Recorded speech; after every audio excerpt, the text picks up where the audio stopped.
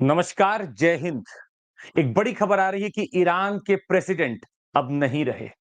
कल से search operation चल रहा था और तमाम न्यूज़पेपर ने कवर किया है, मीडिया ने कवर किया है और अभी तुरंत खबर आई है कि ईरान के प्रेसिडेंट हमारे बीच में नहीं रहे। ईरान के प्रेसिडेंट जो इब्राहिम रईसी हैं, हेलीकॉप्टर से आ रहे थे वापस अज़रबैजान के और ईरान के बॉर्डर पे किसी चीज़ का उद्घाटन करके वो वापस आ रहे थे और बीच में इनका हेलीकॉप्टर क्रैश करता है और अब पता चलता है कि इनकी डेथ हो गई है। ये जो एरिया है जहां पे क्रैश हुआ है, ये बिल्कुल ईरान और अजरबैजान के बॉर्डर पे है।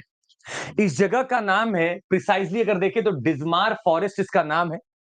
दो बड़े माउंटेन चेन्स आपको दिखते हैं ईरान में। एक है एल्ब्रूज माउंटेन्स और एक है जैग्रोस माउंटेन।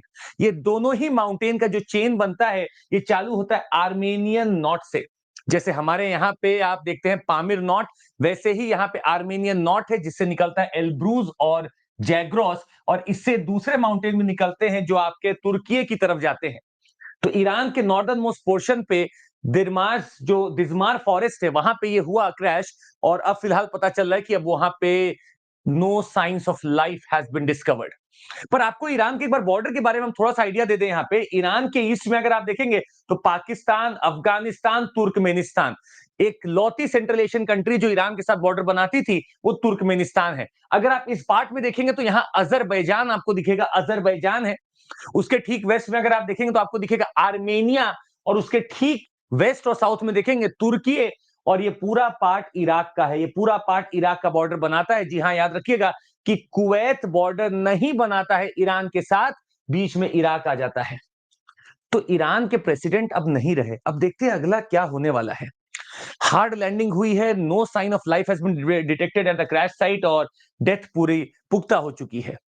पर यहाँ पे जब ईरान का गवर्नेंस स्ट्रक्चर हम देखेंगे तो हमें मिलते हैं सुप्रीम लीडर वहां पे, जो पिछले कुछ सालों से अयतुल्लाह अली खमेनी है। और ये वहां के स्पिरिचुअल लीडर भी हैं, सुप्रीम लीडर भी हैं।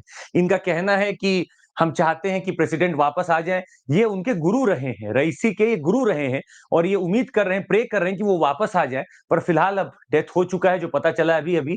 और इनका कहना है कि आपका जो गवर्नेंस है कंट्री का वो बिल्कुल स्मूथ रहेगा, आप लोग कोई चिंता ना करें। ये इनका कहना है अपने ईरानियन लोगों को। खैर, जो हेलीकॉप्टर यूज हो रहा था, यहां पे भी ताज्जुब की बात है। जो हेलीकॉप्टर है वो है बीएल या BELL बेल 212 हेलीकॉप्टर है। ऐसा नहीं है ये पहली बार क्रैश हुआ है, बेल 212 हेलीकॉप्टर्स बहुत बार क्रैश हुए हैं और ये यूएस से लिया गया है।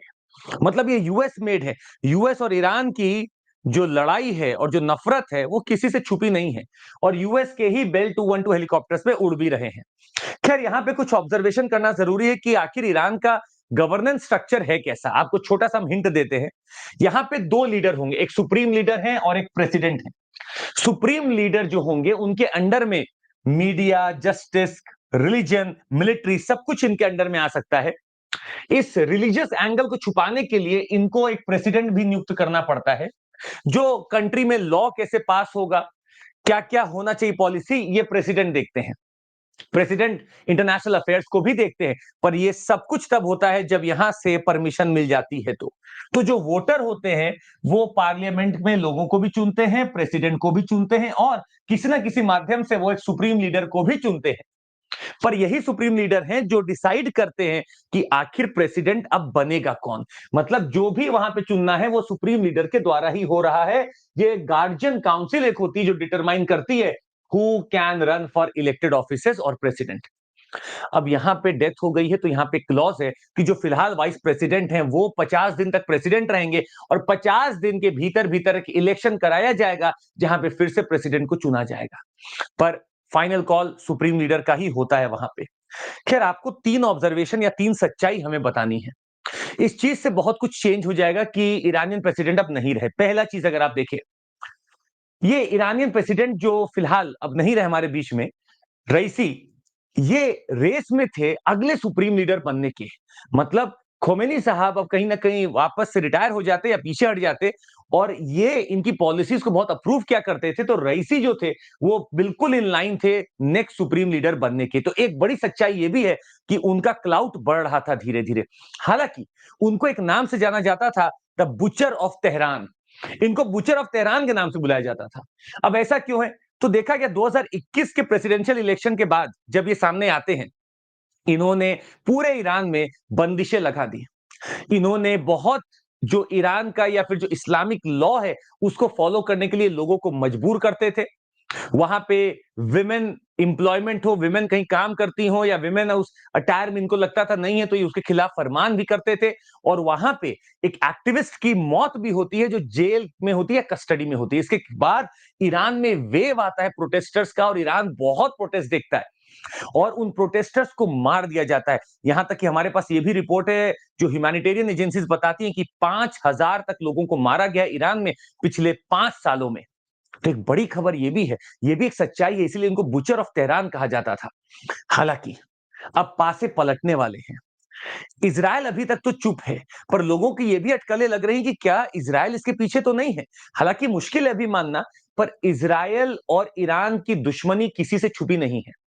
इजराइल ने ना जाने कितनी बार ही ईरान के ऊपर इल्जाम लगाए हैं कि ईरान कुछ न्यूक्लियर प्रोग्राम कर रहा है और इसके लिए यूएस ने ईरान के ऊपर सैंक्शंस भी लगा रखे हैं। पर जब से ये रईसी आए थे पूरे रजीम में, तब से काया वहां की पलट रही थी। हालांकि इकोनॉमिक रिसेशन या इकोनॉमिक रिपरकशंस इतने ज्यादा थे कि इकोनॉमिक ग्रोथ कहीं दिख ही नहीं रहा था।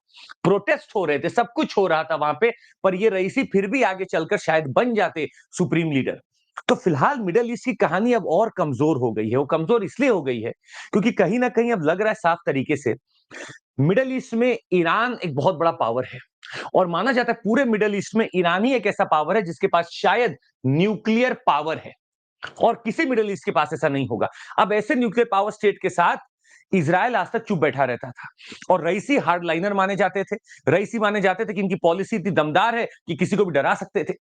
अब रईसी नहीं है तो इजराइल का मनोबल बढ़ गया। इजराइल हमास और हमास के नाते गाजा पे जो वॉर कर रहा है वो शायद अब रुकने वाला नहीं है। ईरान ने हमास को पूरी तरह से सपोर्ट कर रखा था और ईरान ने एक स्पीच दी थी अभी कुछ दिन पहले रईसी साहब ने ही कि देखिए 75 साल से पैलेस्टीनियंस को इजराइल परेशान कर रहा है और अब हम इजराइल से बदला लेकर रहेंगे। रईसी की स्पीच है ये। अब रईसी नहीं रहे, अब कौन अगला आता है? वो क्या हार्ड लाइनर होगा या फिर एक प्रैग्मेटिस्ट अप्रोच लेकर आएगा जैसे रूहानी साहब हुआ करते थे इनके पहले, रईसी के पहले? देखना ये बाकी है। पर आपको कुछ चीजें हम ये भी बता दें कि हमारे भारत का एक न्यूज आ रहा था एयर इंडिया वन का। देखिए हमारे सिस्टम कितने प्रोटेक्टेड है। हमने भारत के प्रेसिडेंट और प्राइम मिनिस्टर के लिए एक एयर इंडिया वन करके एक परचेज किया बोइंग और ये हमने लिया यूएस से। और आपको बता दें इसके अंदर एक जबरदस्त सिस्टम है। इसमें है large aircraft infrared counter measures self protection suit.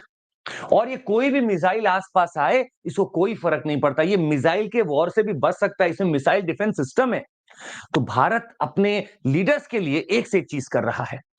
खैर आपको हम ये भी बता दें और ये इतिहास है, आज से लगभग 46 या 47 ईयर्स अगो अगर आप जाएं तो हमारे पीएम मुरारजी देसाई साहब भी एक हादसे से जस्ट बचे हैं। हादसा हुआ था जोरहाट में और TU-124 के रशियन एयरक्राफ्ट हुआ करता था। इस एयरक्राफ्ट में 5 क्रू मेंबर्स थे, कुछ मिनिस्टर्स थे, प्राइम मिनिस्टर खुद थे वहां पे, मुरारजी देसाई साहब थे उसमें। अब इसका वहां पे एक्सीडेंट होता है और ये क्रैश होता है एक नेग्लिजेंस की वजह से, इसको कहते हैं CFIT, controlled flight into terrain. Controlled flight into terrain ये एरर है पायलट के पूरे पार्लेंस में, अगर आप पढ़ें इसको तो एक एरर होता है कंट्रोल्ड फ्लाइट इनटू टेरेन, जिसकी वजह से टेरेन पे जाकर क्रैश होने की संभावना बढ़ जाती है। पायलट ठीक से समझ नहीं पाता है, अवेयरनेस उसको नहीं होती सिचुएशन की और वो परेशान हो जाता है। यहां पे ये बच गए थे और सारे मिनिस्टर्स बच गए थे, पर 5 क्रू मेंबर्स उसी में मर गए थे। तो क्रैश हमारे यहां भी ऐसा हुआ है और हमने थोड़ा और जांच पड़ताल करने की कोशिश की। हमने पता करने की कोशिश की क्या हेलीकॉप्टर सेफ है या प्लेन सेफ है, और हमें डेटा मिलता है नेशनल ट्रांसपोर्टेशन सेफ्टी बोर्ड से, helicopters crash at higher rate than airplanes. मतलब हेलीकॉप्टर्स का क्रैश ज्यादा है।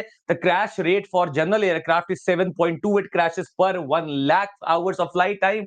7.28 क्रैश होता है किसका? एयरक्राफ्ट का। For helicopters that number is 9.84 per lakh hours. मतलब कहीं ना कहीं इंसिडेंट्स आपके इसके ज्यादा हो रहे हैं और that means helicopters have a 35% higher risk of crashing. ये एक ऐसे ही हम आपको रिसर्च बेस्ड बताना चाह रहे हैं कि हेलीकॉप्टर्स का क्रैश ज्यादा हो रहा है। उसमें जानें भी फिलहाल अगर आप देखें तो 2014 में भी गई थी। हालाँकि बहुत इम्पोर्टेंट कंट्रीज़ कई बार नहीं सामने आती हैं, पर ऐसा होता रहा है। हमारे खुद के जो सीडीएस रहे हैं, उनका भी ऐसा ही कुछ हादसा होता है। तो ये हादसे होते रह रहे हैं और ये प्रूफ हो चुका है कि ईरान में अब प्रेसिडेंट नहीं रहे। अब कौन नया आने वाला है, कैसा आने वाला है, ये देखना बाकी है। फिलहाल देखते हैं ईरान में क्या बदलेगा और पूरे मिडल ईस्ट में क्या बदलेगा। ऐसी चीज़ों को सिर्फ न्यूज़ के हिसाब से नहीं, अपने स्टैटिक से लिंक कर भी देखने के लिए आपको यूपीएससी अनस्टॉपेबल चैनल फॉलो करने ला चाहिए। हम लोग यहाँ पे बड़ी कोशिश कर रहे हैं कि आपको हर एक चीज़ बताएँ, जो यूपीएससी माध्यम से आप तक पहुँच जाए, यूपीएससी के लिए आप तक पहुँच जाए। हमारे पास हमारे ऑनलाइन लर्नर्स हैं जिन्होंने बेहतरीन परफ़ॉर्म किया है, आप अगले हो सकते हैं। और हमारी जो भी प्रयास हमारा है वो आपकी समस्या दूर करने का है। आपकी समस्या बहुत हो सकती है कि आंसर राइटिंग कब से करूँ? मैं कैसे चीज़ों को ईज़िली समझूँ? अब इस सेशन के माध्यम से आप बताइए कि आपको क्या चीज़ें समझ में नहीं आई? और आपको हम पूरी तैयारी कराने के लिए सीसैट से लेकर जीएस से लेकर पूरा एंड टू एंड सॉल्यूशन देते हैं। अगर आपको जुड़ना है हमारे साथ, तो आपके लिए एक बेहतरीन ऑफर फिर से आ गया है। अगले 4 दिन के लिए बस रहने वाला है।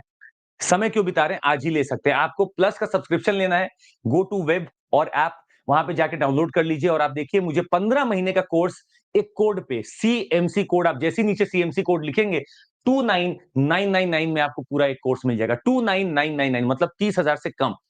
ये कोर्स आपको मिल रहा है यूपीसी सीएससी का 15 महीने के लिए जिसमें प्रीलिम्स और मेंस तक आपका प्रिपरेशन होगा। इतना ही नहीं, हमारे बैचेस 18 मई से आरंभ बैच चालू हो चुका है। टोटली इंग्लिश बैच है 30 मई से चालू हो रहा है, ट्रायम्फ बैच इसका नाम है। और साथ ही में आपको बता दें, हमारा टेस्ट सीरीज अब बस ₹99 में अवेलेबल है आप सबके लिए और सीसैट की तैयारी हल्के मत लीजिएगा। हमारा एक नया बैच चालू हो रहा है, आप जुड़ सकते हैं, रिकॉर्डेड क्लासेस है, आप देखिए आराम से 1999 में। और प्रीलिम्स अगर आप देखें यहाँ पे 2024 के लिए हम लोगों ने एक Unacademy all India prelims test भी प्लान किया है। मई 26 को ये होगा। तो डिस्क्रिप्शन पे लिंक है, जाके रजिस्टर कर लीजिए और खुश रहिए। That would be all from my side. Thank you so much. Take care. जय हिंद और जरूर लाइक, सब्सक्राइब और शेयर करिए।